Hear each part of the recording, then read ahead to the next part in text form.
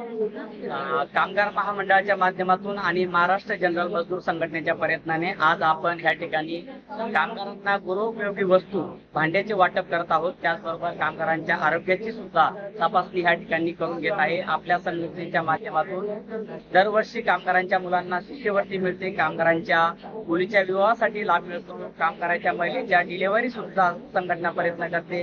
कामगार काम करत असताना दुर्दैवी घटना घडली त्याच्यासाठी सुद्धा संघटना शासनाकडनं मदत मिळवून घेत असते। अशा विविध योजनेचा लाभ आपली संघटना कामगारांना मिळवून देते।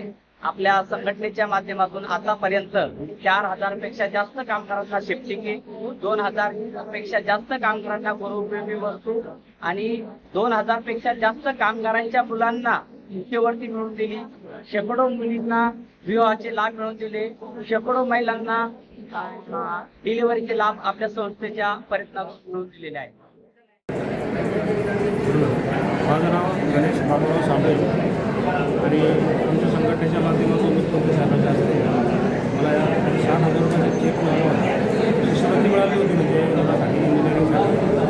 आणि संघटनेच्या माध्यमातून बऱ्यापैकी असे बरेचसे कार्यक्रम करून, म्हणजे आता आत्ता जो कार्यक्रम आहे त्यामध्ये बरेचसे भांडे वाटप वगैरे आमदारांना मिळतं। बऱ्यापैकी म्हणजे आम्ही प्रत्येक वर्षी काही आमचं संघटनेबरोबर काम चालूच असतं। माझं नाव पंढरनाथ सदस्य तेजंकर, कामगार संघटनेच्या माध्यमातून मला मदत मिळाली आहे। संघटनेसाठी आणि भांडे